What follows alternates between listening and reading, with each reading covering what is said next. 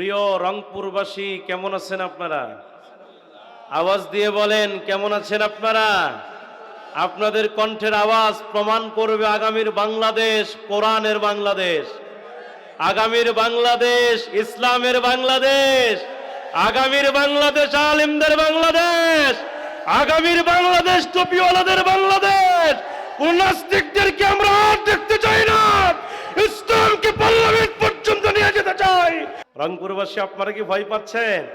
রংপুরের মুসলমান তো ভয় পাওয়ার মুসলমান নয়, কারণ রংপুরের মুসলমানরা জীবন দিতে শিখেছে, ঠিক কিনা বলেন?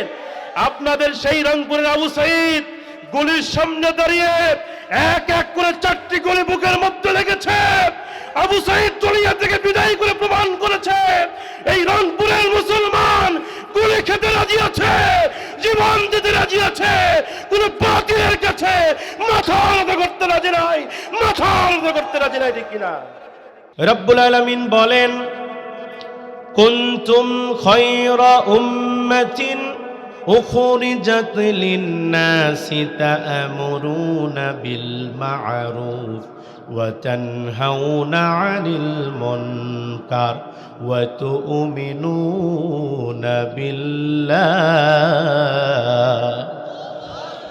আল্লাহ বলছেন, কুনতুম খায়রা উম্মাহ, আল্লাহ বলছেন তোমরাই হলে শ্রেষ্ঠ জাতি, তোমরাই হলে শ্রেষ্ঠ উম্মাত। এই দুনিয়াতে তোমাদের কাজ আছে। আমরা বললাম, আল্লাহ আমরা শ্রেষ্ঠ জাতি কেমনে হব? আল্লাহ বলে, তোমরা শ্রেষ্ঠ জাতি এজন্য হবে তোমরা দুনিয়াতে 2টা কাজ করবে। যদি তোমরা 2টা কাজ এই জমিনে বাস্তবায়ন করতে পারো, তোমরাই হবে শ্রেষ্ঠ উম্মাত। আল্লাহ বলছেন, উখরিজাত লিন-নাস, এই মানুষকে বের করা হয়েছে মানুষের কল্যাণের জন্য। একজন মানুষ আরেকজন মানুষের কল্যাণে কাজ করবে, একজন মানুষ আরেকজন মানুষের ভালো করবে। লা ইয়ারহামুল্লাহু মান লা ইয়ারহামুন নাস। নবীজি বলেন, যে ব্যক্তি মানুষের উপরে দয়া করে না, ওই ব্যক্তির উপরে আমার আল্লাহ দয়া করে না, ঠিক কিনা? এজন্য যদি আল্লাহর দয়া পেতে চান, তাহলে মানুষকে ভালোবাসার দরকার আছে না নাই? নবী রাসূল এই 2টা কাজই করেছেন। তা'মুরুনা বিল মারুফ, সৎ কাজের আদেশ করেছেন নবীরা, ওয়া তানহাউনা আনিল মুনকার, এবং অসৎ কাজগুলোকে বন্ধ করেছে। আজকে আমার ভাইরা, যদি আপনি ভালো কাজের আদেশ দেন, দুনিয়াতে কেউ আপনার বিরোধিতা করবে না, ঠিক কিনা বলেন? আপনি যদি বলেন নামাজ পড়তে হবে, কোনো সমস্যা নাই। রমজান মাসে রোজা রাখতে হবে, কোনো সমস্যা নাই। যাকাত ফরজ হলে যাকাত দিতে হবে, কোনো সমস্যা নাই। ভাই, রোজা রাখো, যাকাত দাও, হজ করো, কোনো সমস্যা নাই। ভালো ভালো কাজের কথা বললে কেউ আপনাকে গালি দিবে না, কেউ বাধা দিবে না। কিন্তু যখনই আপনি ওয়া তানহাউনা আনিল মুনকার, অসৎ কাজে বাধা দিতে যাবেন, তখন একদল লোক বলবে রাজাকার, ঠিক না? যখন আপনি বলবেন সুদ চলবে না, যখন আপনি বলবেন জেনা চলবে না, ধর্ষণ চলবে না, টেন্ডারবাজি চলবে না, দুর্নীতি চলবে না, যখন বলবেন চাঁদাবাজি চলবে না, তখন বলবে এই নব্য ফেরাউনরা বলবে হুজুররা নাকি রাজাকার। কথা বল না কেন? আমার ভাইয়েরা, এই বাংলাদেশেও আলেমদের, যারা কোরআনের মুফাসসির, যেই সকল আলেমরা এই বাংলার জমিনে আল্লাহর কোরআনের কথা বলেছেন, ওই সকল আলেমরাও কিন্তু রাজাকার ছিলেন না, ধর্ষণকারী ছিলেন না।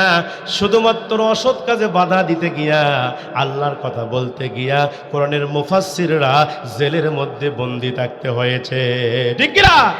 আমি বলতে চাই, কি অপরাধ ছিল কোরআনের সেই কিংবদন্তি মুফাসসির আল্লামা দেলওয়ার হোসেন সাইদি, যে আল্লামা এই কোরআন নিয়ে সারা পৃথিবীতে তাফসীর করেছে। প্রায় এই আল্লামা সাইদি 50 বছর ধরে কোরআনের তাফসীর করেছে। শুধু তাই নয়, আল্লামা সাইদি এমন একজন মানুষ ছিলেন, মাঝে মাঝে ওই কাবার ইমাম আব্দুর রহমান আস-সুদাইসি ওই আল্লামা সাইদির কপালে চুম্বন করতেন।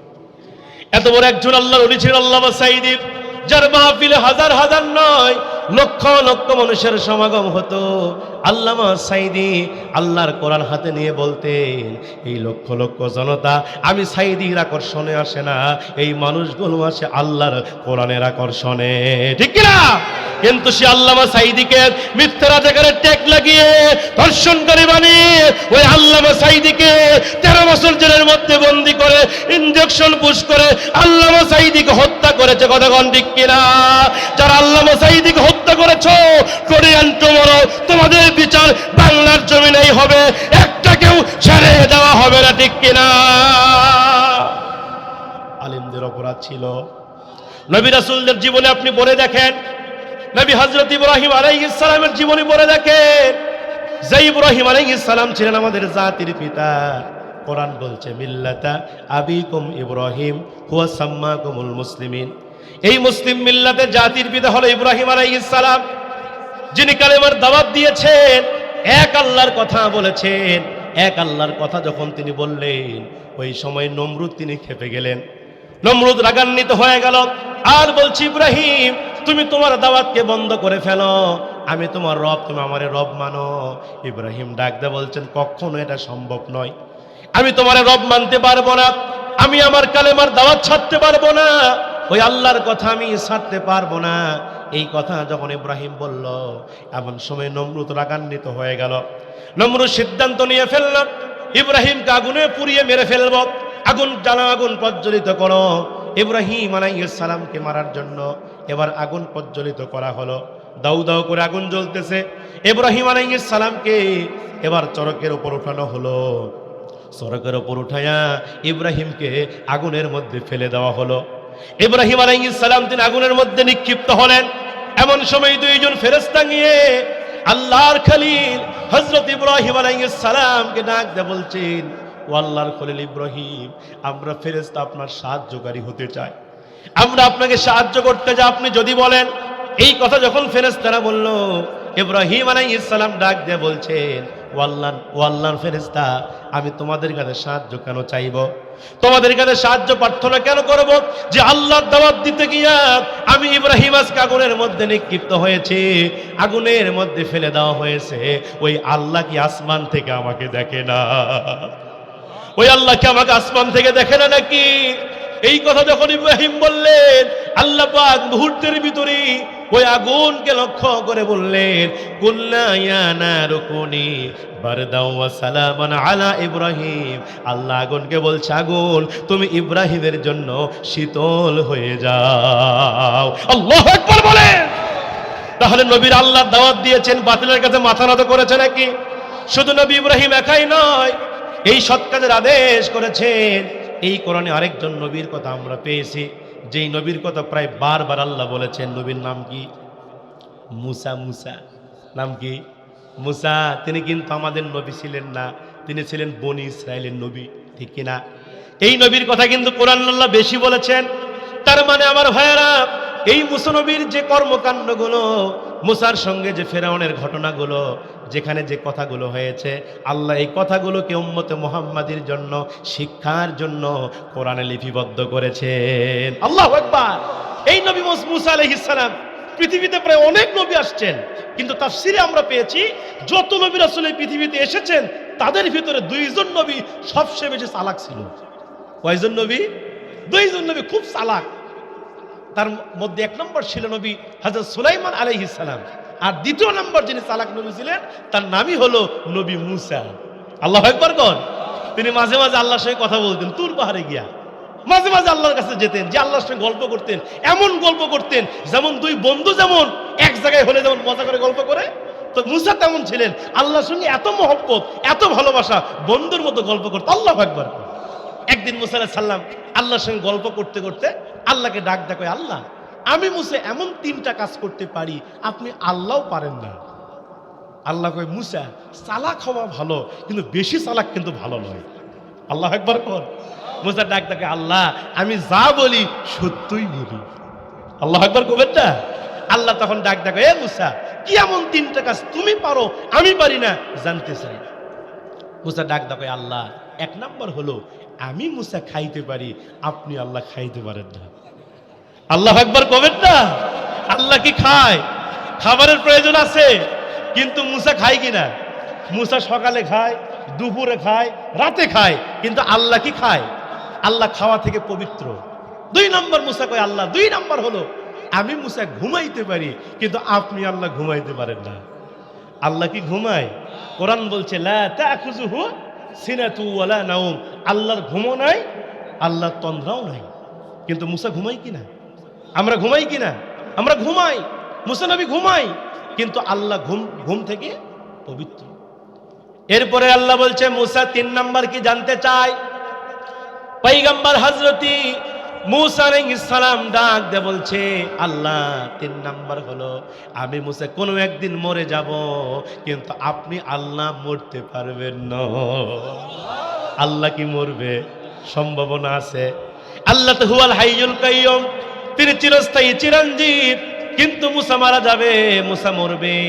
কারণ কোরআন বলছে কুল্লু নাফসিন যায়িকাতুল মাউত, দ্য ম্যান ইজ মর্টাল। মৃত্যুর স্বাদ প্রত্যেক প্রাণী স্বাদ গ্রহণ করবে। আইনামা তাকুনু ইদরিকুমুল মাউতু ওয়ালাউ কুনতুম ফি বুরুজিম মুশাইয়াদা।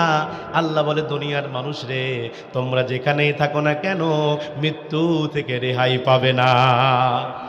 আমরা মৃত্যু থেকে পলায়ন করতে পারবো না, মৃত্যু আমাদেরকে পাকড়াও করবে। সেই মুসাও কিন্তু সৎ কাজের আদেশ করেছে। আল্লাহ পাক মুসার উপরে আয়াত নাজিল করেছেন, যখন ফেরাউন নিজেকে খোদা দাবি করলো, যখন ফেরাউন বলল আমি তোমাদের খোদা, আমি তোমাদের রব, এই কথা যখন ফেরাউন বলল, আল্লাহ পাক মুসার উপর আয়াত নাজিল করে জানায় দিলেন ইযহাব ইলা ফিরআউনা ইন্নাহু তাগা। জোরে বলেন আল্লাহু আকবার। আল্লাহ পাক মুসাকে আদেশ করলেন, ইযহাব ব্যবহার করা হলো। উলামায়ে কেরামকে জিজ্ঞাসা করেন, ইযহাবটা হলো আমরের সিগা। আল্লাহ এখানে মুসাকে আদেশ করলেন, হে মুসা যাও, তাড়াতাড়ি যাও, ফেরাউনকে কালেমার দাওয়াত দাও। ফেরাউন তো তাগুত হয়ে গেছে। কি হয়ে গেছে? তাগুত। তাগুত তাগুত বলা হয় ওই শক্তিকে, যেই শক্তি নিজে ইসলাম মানে না, অন্যকে মানতে দেয় না। যেই শক্তি নিজে কোরআন মানে না, অন্যকে মানতে দেয় না, এই শক্তিকে বলা হয় তাগুতি শক্তি।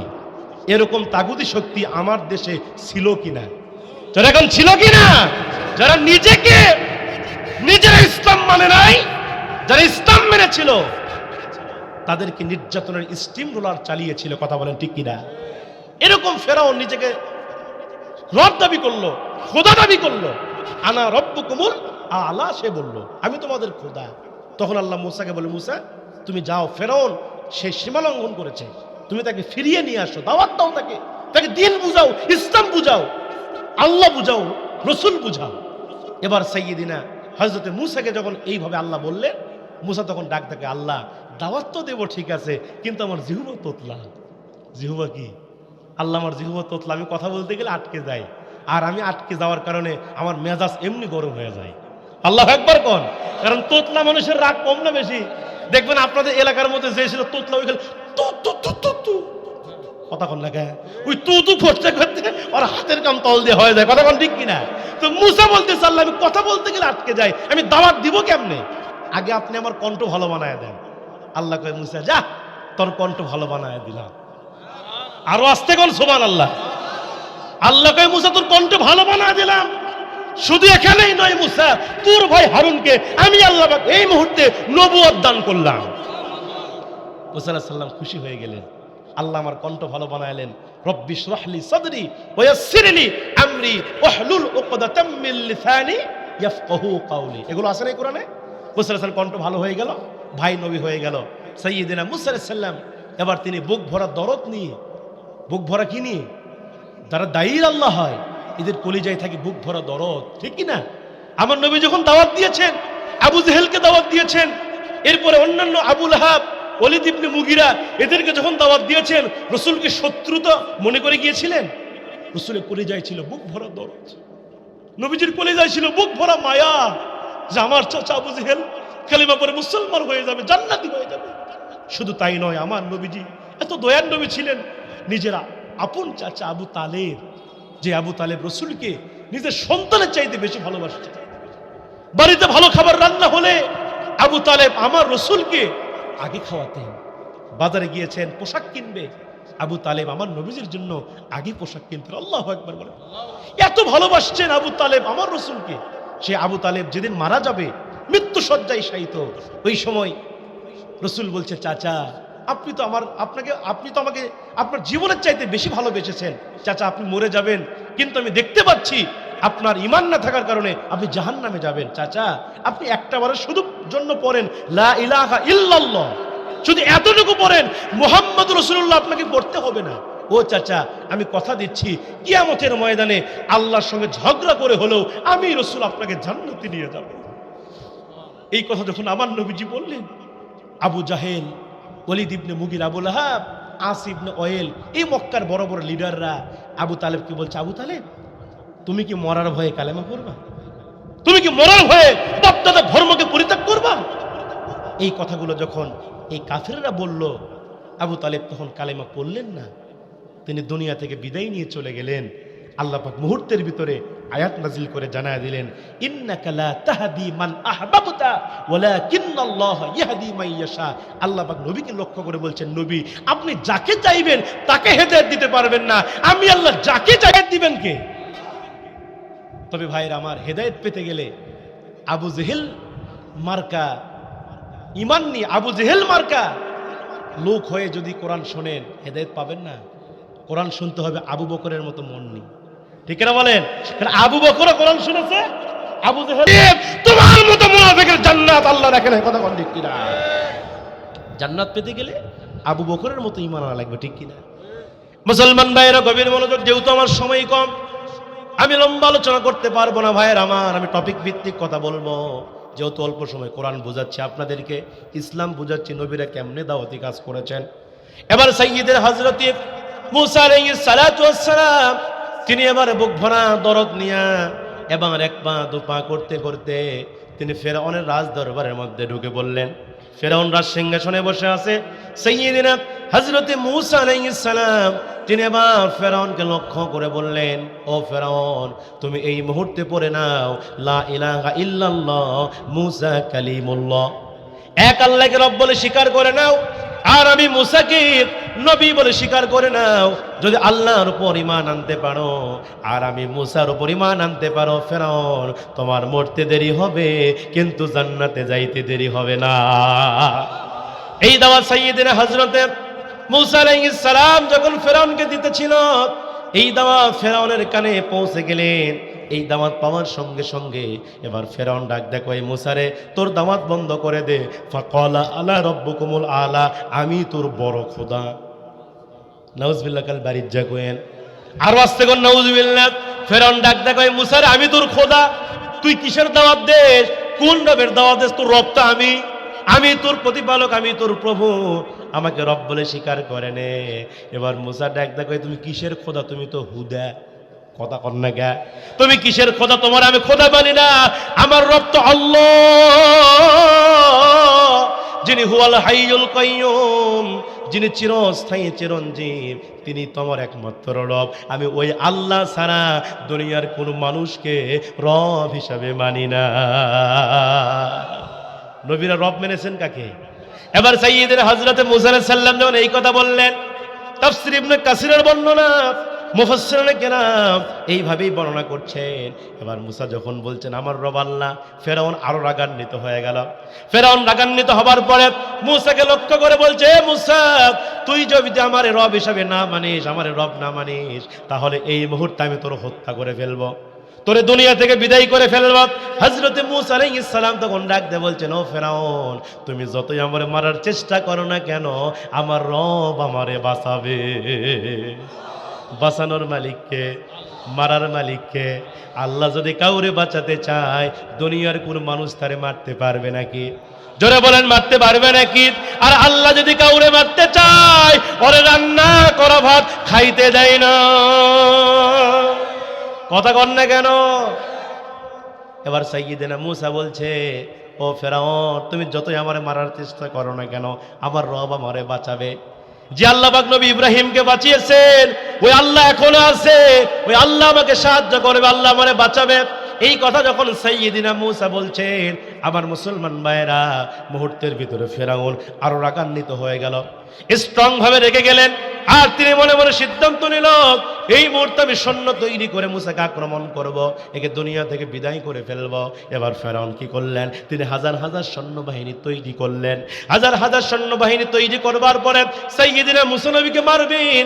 এবার হযরতে মুসা আলাইহিস সালাতু ওয়াস সালাম তিনি তার উম্মতদেরকে নিয়ে তিনি এক জায়গায় হয়ে গেলেন। আল্লাহকে ডাক দেখো, আল্লাহ এখন আমরা কি করব? আমাদেরকে তো ফেরাউন মারতে চায়, আমরা কোথায় যাব? আল্লাহ ডাক দেখো, মুসা রে, ফেরাউন তোমাদেরকে মারতে যায়, আর তোমরা এই মুহূর্তে দৌড় মারো। কি মারো? দৌড় মারো, আমি আল্লাহ তোমাদের বাঁচাবো। আল্লাহর এই হুকুম পাওয়ার পরে সাইয়্যিদিনা হযরতে মুসা আলাইহিস সালাতু ওয়াস সালাম আল্লাহর এই হুকুম যখন তিনি পেয়ে গেলেন, মুহূর্তের ভিতরে তিনি দৌড় মারলেন। কিতাবের মধ্যে আসছে, এবার মুসা আলাইহিস সালাম যখন তার উম্মতদেরকে নিয়ে দৌড় মারলেন, ফেরাউন বাহিনী তিন দিক দিয়ে তাদেরকে আক্রমণ করলো, তিন দিক দিয়ে তাদেরকে ধাওয়া করলো। হযরতে মুসা আলাইহিস সালাম তারা দৌড়াইতে দৌড়াইতে এমন একটা জায়গায় গিয়ে থেমে গেলেন, যেই জায়গাতে ছিল বিশাল সাগর, যার নাম হলো লোহিত সাগর। কোন সাগর? মুসা আলাইহিস সালামের সামনে লোহিত সাগর, বিশাল মহাসমুদ্র। মুসা আলাইহিস সালাম দেখতে যে আমাদের সামনে সাগর, তারা থেমে গেলেন, আটকে গেলেন। উম্মতদেরকে নিয়ে ডান দিকে তাকায় দেখে ফেরাউন বাহিনী অস্ত্র নিয়ে আসতেছে, বাম দিকে তাকায় দেখে ফেরাউন বাহিনী আসতেছে, পিছন দিকে তাকায় দেখে ফেরাউন আসতেছে। আর সামনে কি? সামনে কি নদী না সাগর, মহাসমুদ্র, বিশাল সাগর, লোহিত সাগর। এবার সাইয়্যিদিনা মুসা আলাইহিস সালামের উম্মতেরা ডান দিকে তাকায় দেখে বিপদ, বাম দিকে তাকায় দেখে বিপদ, পিছন দিকে তাকায় দেখে বিপদ, সামনে মহাসমুদ্র। মুসা আলাইহিস সালাম উম্মতেরা ডাক ডাক, হে আল্লাহর পয়গম্বর মুসা, আজকে বুঝি আমরা ধরা পড়েই গেলাম, আজকে বুঝি আমরা ধরা খেয়ে গেলাম। আজকে আমরা কোথায় পালাবো, কোন দিকে যাব? যেই দিকে যাব সেই দিকে বিপদ আছে না নাই? মুসা আলাইহিস সালাম বলছে, উম্মতেরা রে, তোমরা টেনশন করো না, চিন্তা করো না, আমাদের সাথে আল্লাহ আছে। কি আছে? দেখেন নবীদের ঈমান কত দামি হয়, নবীদের ঈমান কত শক্তিশালী হয়। যেখানে চতুর্সাইডে বিপদ, নিশ্চিত তারা ধরা খাবে। ডান দিকে গেলেও ধরা খাবে, বাম দিকে গেলেও ধরা খাবে, পিছনে গেলেও ধরা খাবে, আর সামনে মহাসমুদ্র, কোথায় পালাবে? চতুর্সাইডে বিপদ। তারপরও নবী মুসা বলতেছে আল্লাহ আমাদের সাথে আছে। চারটিখানি কথা। আর আমরা হলে কি করলাম, মানে ফেরাউন পাওয়াত পড়ে গেলাম, মাফ করে দে ভাই ফেরাউন। কথা কন না কেন? কথা বলেন না কেন? কিছু লোক তো আছেই মাঝে মাঝে কয়, হুজুর ঈমান বাঁচানো, জান বাঁচানো ফরজ। আছে না নাই? কই হুজুর জান বাঁচাতে মিথ্যা কথা কয় হুজুর, হ্যাঁ জান বাঁচানো ফরজ, এরকম কিছু কথা আছে না নাই? সম্পূর্ণ মিথ্যা কথা। কথা বলেন না কেন?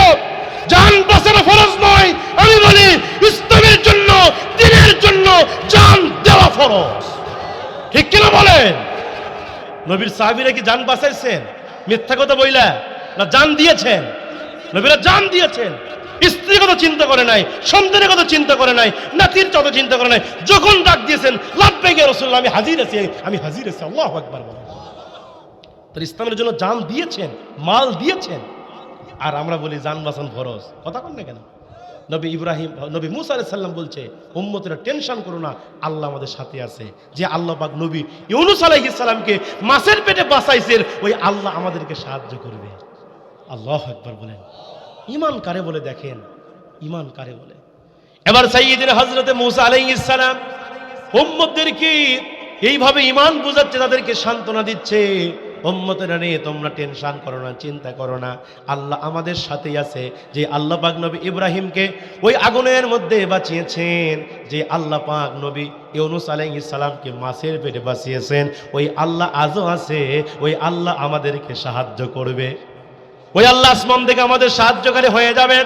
এই কথাগুলো হযরতে মুসা আলাইহিস সালাম তার উম্মতদেরকে বলতেছিল। এই কথা বলার সঙ্গে সঙ্গে হযরতে মুসা আলাইহিস সালাতু ওয়াস সালাম আল্লাহর কাছে দুইটা হাত ধরে দোয়া করছে, আল্লাহ আজকে আমরা বিপদের মধ্যে পড়ে গেছি, আল্লাহ আমরা আজকে কোথায় পালাবো?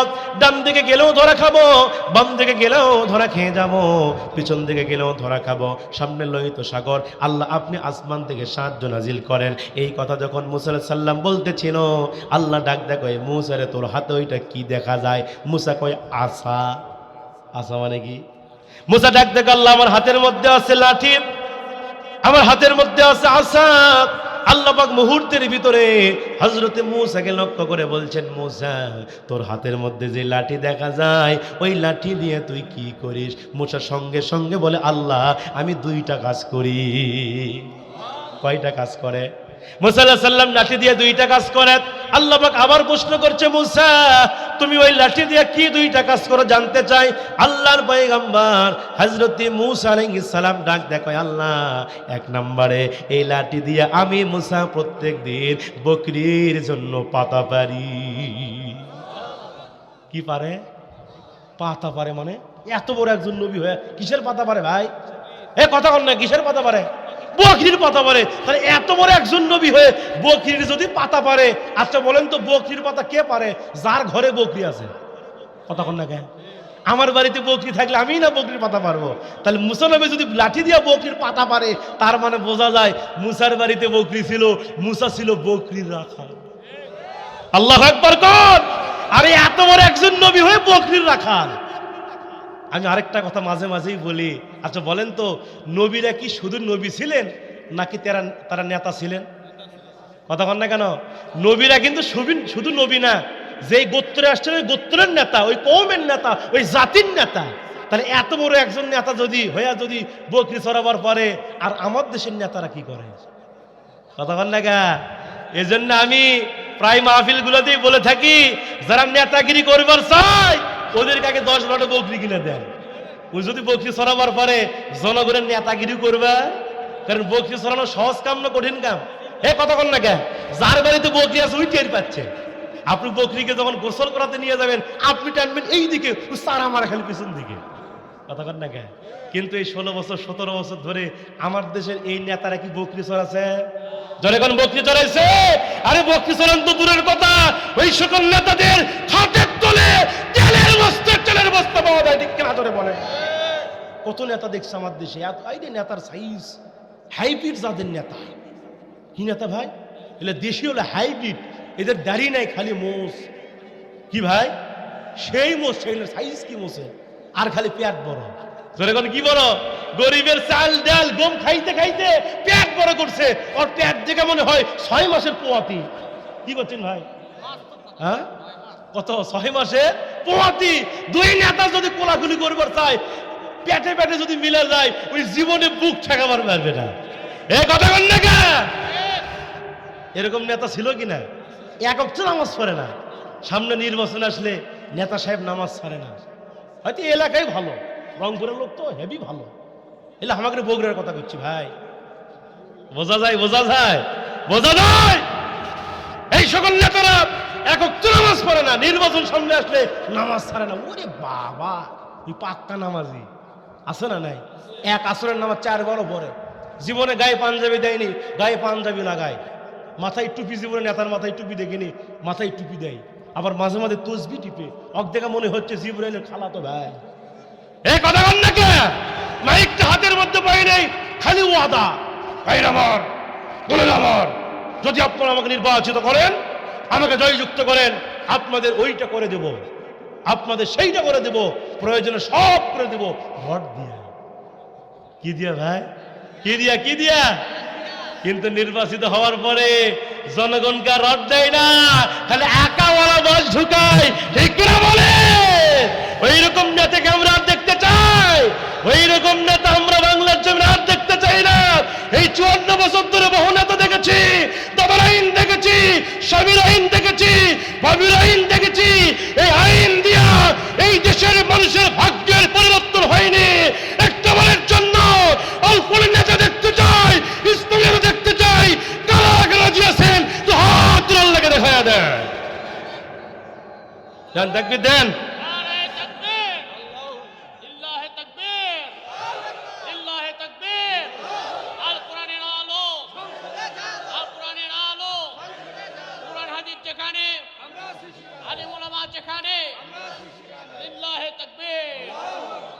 কোরআনের নেতা দেখতে চান কিনা?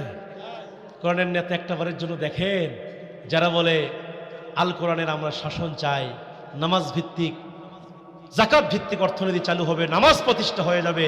এরকম নেতা যদি আমরা সমাজের মধ্যে প্রতিষ্ঠা হয়, আমার দেশে কি অশান্তি থাকবে?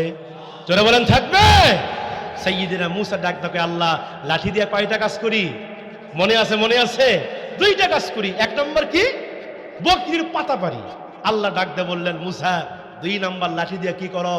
মুসা ডাক দেখে, আল্লাহ 2 নম্বরে এই লাঠিতে ভর দিয়া আমি মুসা রাস্তা হেঁটে যাই, আবার মাঝে মাঝে লাঠি যখন ছেড়ে দেই অজগর সাপ হয়ে যায়। আল্লাহু আকবার কর। তার মানে লাঠি ছিল মুসা নবীর একটা মুজিজা। কি ছিলেন? মুজিজা। প্রত্যেক নবী রাসূলদের মুজিজা ছিল।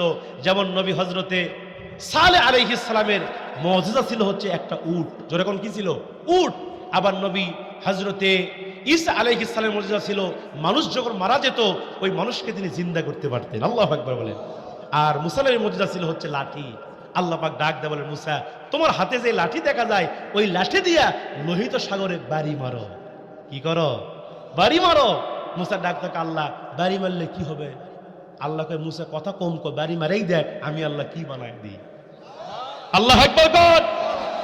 এবার সাইয়্যিদিনা হযরত মুসা আলাইহিস সালাম, তাফসীর ইবনে কাসিরের বর্ণনা, সাইয়্যিদিনা হযরত মুসা আলাইহিস সালাম এবার তিনি বিসমিল্লাহি আল্লাহু আকবার বলে ওই লাঠি দিয়ে যখন লোহিত সাগরে বাড়ি মারলেন, আমার আল্লাহর কুদরতে 1 নয় 2 নয় 3 নয়, আমার আল্লাহ লোহিত সাগরের ভিতরে 12 খানা রাস্তা বের করে দিলে।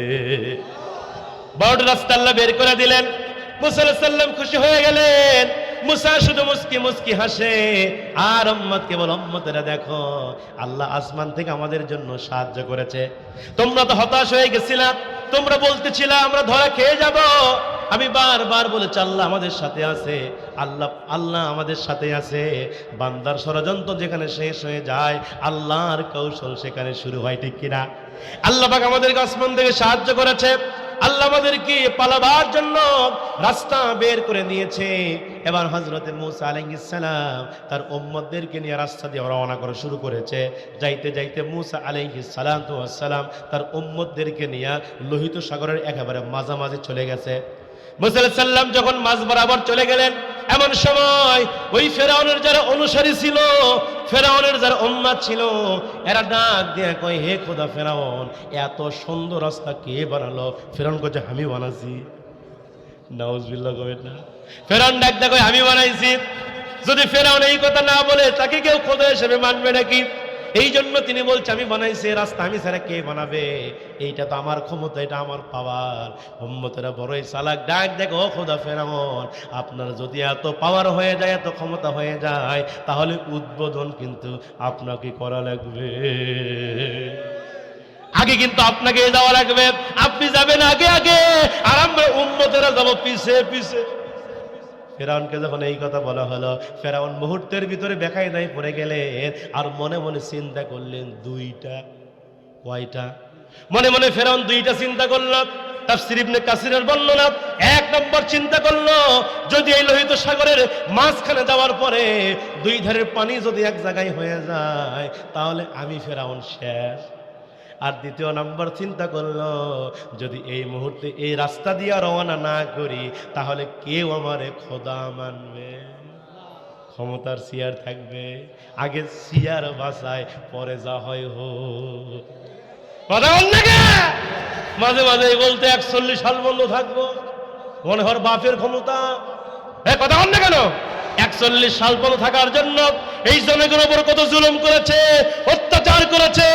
আল্লাহ বলে বেশি অহংকার করিস না, ক্ষমতার বাহাদুরি করিস না। 41 কেন, 2024 সালে তোর ব্যাটারি ফিউজ হয়ে যাবে। কার ক্ষমতা? আল্লাহ বলে ওয়ামাকারু ওয়ামাকারাল্লাহ ওয়াল্লাহু খায়রুল মাকিরিন। কার ষড়যন্ত্র, কার সিদ্ধান্ত? এজন্য এই জুলুম থেকে, এই ইতিহাস থেকে শিক্ষা নিতে হবে। যারাই জুলুম করবে, অত্যাচার করবে, অবস্থা পরিণতি তেমনই হবে, ঠিক কিনা বলেন? এজন্য জুলুম থেকে, জালেম থেকে, স্বৈরাচার থেকে শিক্ষা নাও। যদি জুলুম আর নির্যাতন এই দেশ আবার করতে শুরু করো, বাংলাদেশের মুসলিম রক্ষাবদ্ধ হয়েছে, তোমাদের কবর রচনা করবে মুসলমান, ঠিক কিনা ধরে বলে? মুসলমান আছেন তো? এবার মুসা ডাকদা কয়, ফেরাউন ডাকদা কয়, সমস্যা নাই, আমি রাস্তা দিয়ে যাব, যেহেতু ক্ষমতায় আছি, না গেলে কেউ খোদা মানবে না, চেয়ার আমার হারিয়ে যাবে, সুতরাং চেয়ার বাঁচান লাগবে।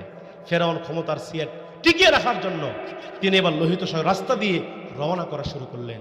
তাফসীর ইবনে কাসিরের বর্ণনা, তিনি যাইতে যাইতে লোহিত সাগরের একেবারে মাঝামাঝি অবস্থা, কোন অবস্থায় একেবারে মাঝামাঝি মাঝখানে যখন ফেরাউন চলে গেল, সাইয়্যিদিনা মুসা আলাইহিস সালাম তার উম্মতদেরকে নিয়ে কিনারায় উঠে গেছে। আল্লাহু আকবার কোন, মুসা নবী কিনারায় উঠে গেছে, আর ফেরাউন লোহিত সাগরের কোথায়? একেবারে মাঝখানে। আল্লাহ পাক জিবরাইলকে ডাক দেখে, জিবরাইল খেলা শুরু করো। আল্লাহু আকবার কোন না আপনারা, হে জিবরাইল খেলা শুরু করো। জিবরাইল কো আল্লাহ জীবনে বহু খেলছি, আগে খেলছি কোয়ার্টার ফাইনাল, কি ফাইনাল? Quarter final. আগে খেলছি সেমিফাইনাল। আল্লাহ আজকে যে খেলা হবে এটা ফাইনাল খেলা। এ কথা কন না কে, তার মানে খেলা হবে। জিবরাইল ডাক ডাকে, আল্লাহ কোনো টেনশন নাই, আমি খেলবো আজকে, আজকের শেষ খেলা। কি খেলা? শেষ খেলা, এমন মার দিব রে, শেষ করে ফেলবো। সাইয়্যিদিনা হযরতে জিবরাইল আলাইহিস সালাম তিনি আবার লোহিত সাগরের দুই ধারে পানি দিয়া খালি সাঁটা মারে। কি মারে? ফেরাউনের নাকের মধ্যে পানি, মুখের মধ্যে পানি, ফেরাউন পানি খায় আর কচ্ছে, আল্লাহ আমি আপনার উপর ঈমান আনলাম। আল্লাহ কয়, জিবরাইল রে সাঁটা একটু জোরে মার। আল্লাহু আকবার কোন, জিবরাইল যখন সাঁটা জোরে মারে ইঁদুরের মতো চুবানি খায় আর কয়, আল্লাহ আমি আপনার উপর ঈমান আনলাম, মুসার উপর ঈমান আনলাম, হারুনের উপর ঈমান আনলাম। আল্লাহ কয়, সময় নাই, খেলান না, খেলান না। কথা কর না। বাংলাদেশে অনেক নাস্তিকরা আল্লাহকে গালি দিত। মুয়াজ্জিন যখন আজান দিত, হাইয়া আলাস সালাহ, বান্দারে নামাজের জন্য আসো, হাইয়া আলাল ফালাহ, বান্দার কল্যাণের জন্য আসো, আসসালাতু খায়রুম মিনান নাওম, ঘুম থেকে নামাজ উত্তম। এই মুয়াজ্জিন যখন মাইক যখন আজান দিত মসজিদের মিনার থেকে, বাংলাদেশের কুখ্যাত নাস্তিক ছিল এই আপনাদের কুড়িগ্রামের কবি শামসুর রহমান, নাস্তিকের ঘরের নাস্তিক। এ তখন বলতো, হে কাকের জাতেরা, তোরা কাক কাক আওয়াজ কর, তোদের কাক কাক আওয়াজ ভালো লাগে, মুয়াজ্জিন সাহেবের আজান ভালো লাগে না। মুয়াজ্জিন যখন আজান দিত মসজিদের মিনার থেকে, তখন এই নাস্তিক বলতো, পতিতা যেমন খরিদ্দারদেরকে ডাকে, মুয়াজ্জিন নাকি পতিতার মতো আহ্বান করে। নাউজুবিল্লাহ বলবেন না। এই নাস্তিক মারা গেল, তার লাশ নিয়ে আসা হলো। জানাজার নামাজ কে পড়াবে? কে পড়ায়? আপনাদের এলাকায় কে পড়ায়? ইমাম সাহেব পড়ায় না? এলাকার মধ্যে যদি কেউ মারা যায় কে পড়ায়? মসজিদের হুজুরই কিন্তু পড়ায়। অথচ আপনি হুজুরের বিরুদ্ধে সারা জীবন ফতোয়া দেন। কথা বল না, যে ইমাম সাহেব মসজিদে নামাজ পড়ায়, আপনি মরে গেলে আপনার জানাজা পড়াবে, আপনার বিয়ে পড়াইছে, আপনার বাবার জানাজা পড়াইছে, সব কাজ মৌলভী সেই ইমাম সাহেব করে। অথচ ওই ইমামকে দেখলে কিছু লোকের অ্যালার্জি শুরু হয়। হুজুরের খালি দোষ, কি আছে না নাই? হুজুর জোরে গেলেও দোষ, আসতে গেলেও। হুজুর যদি জোরে যায়, কয় হুজুর মনে হয় দাওয়াত পাইছে, হুজুররা আগে খাই গে। আর যখন একটু আসতে যায়, হয়তো হুজুর আজকে কটজি বসাছিল, লোর বাড়ি কেউ পারিচ্ছেন না। তার মানে হুজুর জোরে গেলেও দোষ, আসতে গেলেও। বাংলাদেশে গত 17 বছর ধরে যত অকাম হয়েছে সব দোষ আসছে হুজুরদের গায়ে। আপনারা দেখেছেন ঢাকাতে একটা রানা প্লাজা নামে একটা বিল্ডিং ছিল না, এটা ফ্যাক্টরি ছিল না? এই রানা প্লাজা ভেঙে গেল। তখন বাংলাদেশের এক বুদ্ধিজীবী, কি জীবী?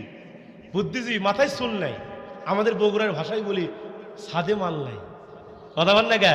এরকম একজন বুদ্ধিজীবী বলতেছে, এই রানা প্লাজা কে ভাঙছে? হুজুর আসা ধাক্কায় ধাক্কায় ভেঙে ফেলে দিতে। কথা বল না গা? রাস্তায় কুত্তা মরা থাকলে কে মারলো রে? ওই হুজুর মারিছে। তার মানে বোঝা গেল যেখানেই যে অপরাধ সংঘটিত হয়েছে সব দোষ আসছে হুজুরদের ঘাড়ে। কথা বলেন ঠিক কিনা? অথচ ওই হুজুর ছাড়া জানাজার নামাজ হয়? নাস্তিক মারা গেল, হুজুর খুঁজতেছে। এলাকার মধ্যে একটা হুজুর পাওয়া গেল, বড় মসজিদের হুজুর। ডাক ডাক, ইমাম সাহেব হুজুর আপনাকে জানাজার নামাজ পড়াতে হবে। ইমাম সাহেব ডাক ডাক, কার জানাজা? বলে শামসুর রহমান। ইমাম সাহেব মনে মনে চিন্তা করে, লোকটা তো নাস্তিক, আজানকে গালি দিত, কোরআনকে গালি দিত, আমি একজন আলিম হই, ইমাম হয়ে কেমনে তারা জানাজার নামাজ পড়াবে? ইমাম সাহেব তখন একটু হেকমত প্রয়োগ করলো। কি প্রয়োগ করলো? হেকমত প্রয়োগ করলেন। কারণ ডাইরেক্ট তো ম্যাট দেওয়ার সময় ছিল। আগেকার ওয়াজ আমরা কি করছি? কিছু ওয়াজ করছি প্যান্ডেলে আর কিছু করছি অ্যাঙ্গেলে। কিন্তু দেশ স্বাধীন হওয়ার পরে কোনো অ্যাঙ্গেল নেই, কিচ্ছু নাই, যা হচ্ছে ডাইরেক্ট। কথা বল না কেন? হুজুর তখন একটি অ্যাঙ্গেল করেছে, হেকমত, ডাইরেক্ট তো কিছু পাওয়া যাবে না, ওর ক্ষমতা ওর কি হাতে। কথা বল না কেন? হুজুর কি করলো? যে বলতেছে, ভাই দেখেন জানাজা তো পড়াবো, খুবই ইচ্ছা আমার, খুবই ইচ্ছা আমি জানাজা পড়াবো, কিন্তু আমার একটা সমস্যা আছে। হুজুর কি সমস্যা আপনার? হুজুর তখন করতে, দেখেন কয়েকদিন ধরে আমার ওযু থাকতেছে না। কি থাকতেছে না, মানে ওযু করলে আমার ওযু চলে যায়। লোকজন বলছে হুজুর সমস্যা তো জটিল, আপনার দিয়ে জানাজা হবি না, তাহলে কি করা যাবে? হুজুর আপনি মজ্জিনক দেন। ডাক দেন, বসে তো মজ্জিন থাকে না, এবার মজ্জিনক ডাক দেন, এই মজ্জিন সাহেব আসো। মজ্জিন কাছে আসলেন, যাও জানাজা পড়াও। মজ্জিন তখন ডাক দেখে, হুজুর এই লোকটা সারা জীবন নাস্তিকগিরি করেছে, সারা জীবন আজানকে গালি দিয়েছে, আর আমি একজন মসজিদ হয়ে তার জানাজা কেমনে পড়াবো? মসজিদ যাবেন না, লোকজন ছাড়ে না, জোর করে টেনে নিয়ে গেছে, কারণ বেতন তো 2500 টাকা রে ভাই, কথা কত লাগে, ও যেই দিকে টানব সেই দিকে যাওয়া লাগবে। মসজিদ সাহেব বাধ্য হয়ে যায়, জানাজার নামাজ পড়াইছে। পরের দিন সকালবেলা এলাকার বড় বড় আলেমরা মসজিদকে ধরেছে, এই মসজিদ সাহেব, এই মসজিদ সাহেব, আপনি এত বড় একজন মসজিদের মসজিদ হয়ে এই নাস্তিকের জানাজা আপনি কেন পড়ালেন জানতেছেন?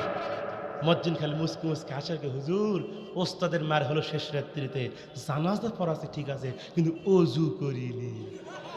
এই কথা বলতে গেল, সুতরাং এখান থেকে শিক্ষা নিতে হবে, এই দুনিয়াতে যারা ইসলামের বিরুদ্ধে কথা বলবে, কোরআনের বিরুদ্ধে কথা বলবে, কিছু হইতে করতে পারবো না, ওইটার নাম লিস্ট করে হবে, ওইটা মরে গেলে ওর জানাজা হবে, কিন্তু ওযু হবে না, ওযু হবে না, কতক্ষণ ঠিক কিনা? ওর ওযুকে আর ওযু ছাড়া কি কোরআনের বিরোধিতা করে ওর জানাজা যদি কাবার ইমাম পড়ায়, ওর জান্নাত জুটবে? কিছু লোক আছে সারা জীবন বিরোধিতা করে, সুদ ঘুষ খায়া বেটা কয়ে যাচ্ছে, বেটা রে আমি মরে গেলে তুই 4-5টা গরু খাওয়াস এলাকাবাসী, আর বড় বড় হুজুর এসে দোয়া করে ওই হুজুর যেন আমাকে জান্নাতে ঢুকে দিয়ে আসে। কতক্ষণ না কেন? জান্নাত কি এতই সহজ? কথা বলেন না কেন? আরে মুনাফিকদের জন্য নবীর দোয়া কবুল হয়নি। মুনাফিকদের সর্দার আব্দুল্লাহ ইবনে উবাই ইবনে সুলুল, যিনি নবীজির পিছনে নামাজ পড়েছেন, তারপরে মুনাফিক করেছেন। এই মুনাফিক মারা যাওয়ার পরে তার ছেলে এসে বলছে, রাসূলুল্লাহ আমার বাবা ওসিয়ত করে গিয়েছেন, আমার বাবা মারা গেলে আপনার জুব্বা দিয়ে যেন আমার বাবার কাফন দেওয়া হয়। নবীজির জুব্বা দিয়ে দিলেন, যাও আমার এই জুব্বা দিয়ে তোমার বাবাকে কাফন দাও। কাফন দেওয়া হলো। নবীজি আমার নিজে তার জানাজার ইমামতি করলেন, নবীজি নিজে তার কবরে মাটি দিলেন। কবরে মাটি দেওয়ার পর রাসূল আমার 2টা হাত তুলে দোয়া করছে, আল্লাহ আপনি মাফ করে দেন। আল্লাহ কই, নবী আপনি কার জন্য দোয়া করছেন? হে নবী আপনি কার জন্য দোয়া করছেন? আপনি হাত নামান, এই মুনাফিকের জন্য। আপনি নবী যদি 70 বার দোয়া করেন, আমি আল্লাহ আপনার দোয়া কবুল করব না। বলে নবীর দোয়া যেটি কবুল হয়নি, আর আমার আপনার মধ্যে হুজুরের দোয়া, কথা কন না কে? সুতরাং দোয়া লাগবে না, ইসলাম মানেন, কোরআন মানেন, আল্লাহর নির্দেশিত পথে চলেন, দোয়া লাগবে না। আপনার মরতে দেরি হবে, জান্নাত পাইতে দেরি হবে না। কথা বলেন না কেন? এজন্য কোরআন মানবেন তো ইনশাআল্লাহ।